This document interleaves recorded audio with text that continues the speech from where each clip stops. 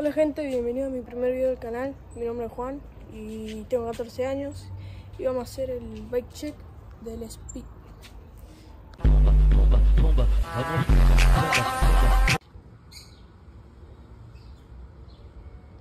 Bueno, vamos a arrancar de atrás para adelante. Primero con el cuadro, un SPI Rider 2025, lo puede conseguir por Mercado Libre.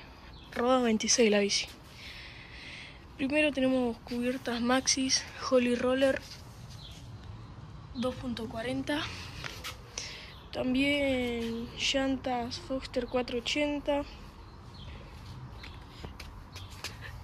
Monoplato Shimano. También pata de cambio Shimano. De masa trasera tenemos la Radius. ¿Cómo suena?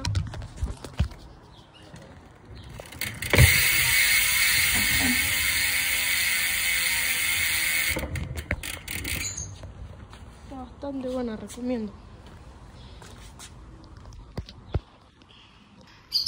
Bueno, seguimos.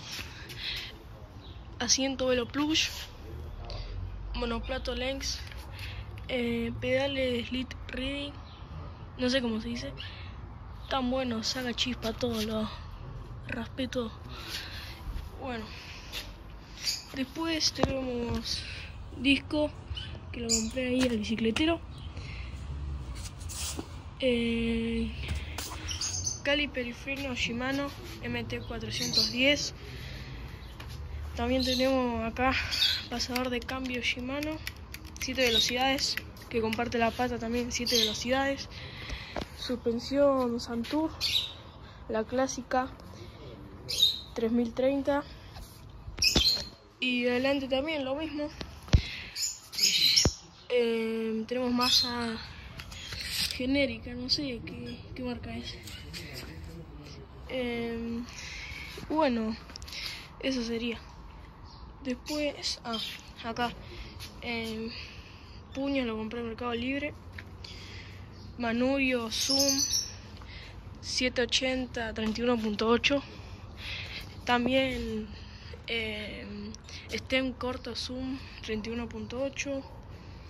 ¿Qué más me falta?